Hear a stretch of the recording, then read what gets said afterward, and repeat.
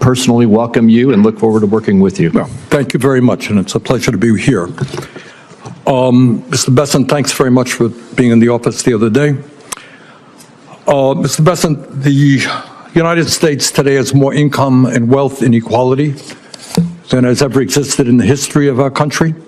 You got three people on top, Mr. Musk, Mr. Bezos, and Mr. Zuckerberg, who are now worth almost $1 trillion. That is more than half of the bottom of our society, some 170 million people. Three people, more wealth than the bottom, 170 million. We have more concentration of ownership today than we have ever had. We have more concentration of ownership in the media, where a handful of billionaires like Musk, Bezos, Rupert Murdoch increasingly own the media and the information that the American people receive. We have a corrupt campaign finance system in which a small number of billionaires in both political parties make huge contributions into the presidential and congressional campaigns.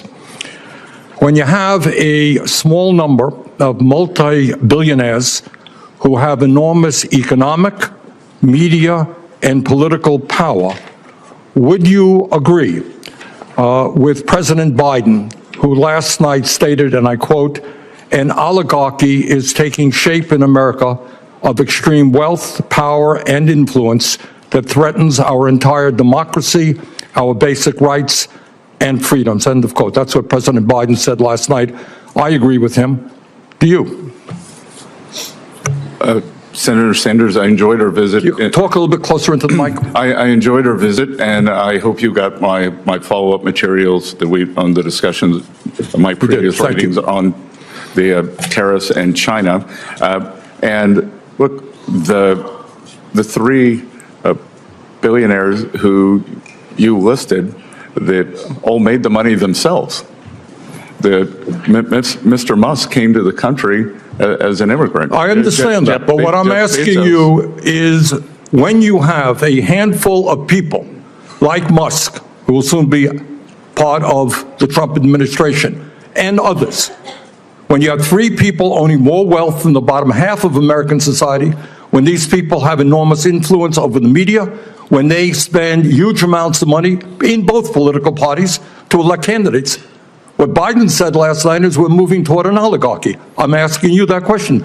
Do you think, forget how they made their money, do you think that when so few people have so much wealth and so much economic and political power, that that is an oligarchic form of society?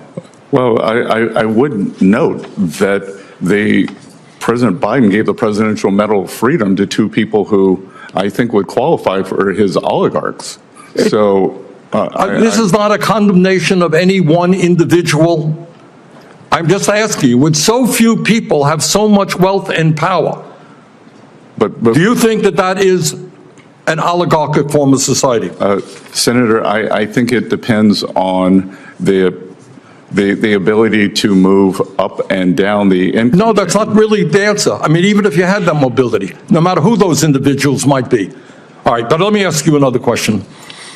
Right now in America, we have over 22 million workers who are making less than $15 an hour, and nearly 40 million people in our country earning less than $17 an hour. Shamefully, the federal minimum wage, despite the efforts of myself and other people here, have not been raised since 2009 and remains an unbelievable $7.25 an hour. Will you work with those of us who want to raise the federal minimum wage to a living wage to take millions of Americans out of poverty? Senator, I believe that the minimum wage is more of a statewide and regional issue. So you don't think we should change the federal minimum wage of $7.25 an hour? No, sir. Okay. Mr. Bessent, millions of working class Americans who are struggling to keep their heads above water are paying outrageously high interest rates on their credit cards. Over half the American people who take out new credit cards are being charged interest rates of over 24%. During his campaign, President-elect Trump promised that he was going to cap credit card interest rates at 10%. I happen to think that that is a very good idea, and I will soon be introducing legislation to do just that. Will you, as if you are confirmed, be supportive of what President-elect Trump said and what I want to see happen, and that is to cap credit card interest rates at 10%? Senator, I think we can both agree that many credit card companies have been bad actors throughout history, and I will get back to you once. Now, very simple question. Trump said he wants to cap credit card interest rates at 10%. I agree with him. Will you be supportive of what Trump and I would like to do? When President Trump takes office, and if I am confirmed, I will follow what President Trump wants to do. Okay. Thank you very much, Mr. Chairman. Thank you very much. Next is Senator Smith. The Senate hearing opened with a stark focus on the growing economic inequality in the United States.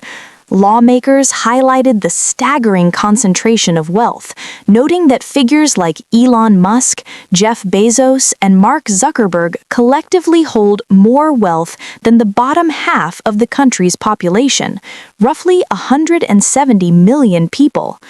Concerns were raised about the influence of these billionaires on media ownership, political campaigns, and the overall democratic process, echoing President Biden's warning that an oligarchy may be taking shape in America.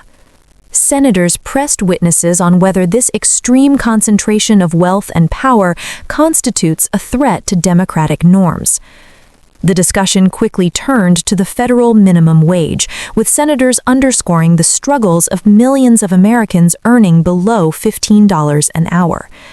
Despite calls to raise the minimum wage to a living wage, the witness deferred, suggesting that wage policies are more appropriately determined at the state and regional level. This position drew criticism, given the persistent stagnation of the federal minimum wage at $7.25 since 2009, and the millions of Americans still living below the poverty line. Credit card interest rates became another point of contention. Senators cited outrageously high rates, often exceeding 24%, as a burden on working-class Americans. Witnesses were asked whether they would support proposed legislation to cap interest rates at 10%, aligning with commitments made by then-President-elect Donald Trump. While acknowledging predatory practices by credit card companies, the witness refrained from an immediate commitment, but indicated support for following presidential directives if confirmed, highlighting ongoing debates over consumer protections and financial regulation.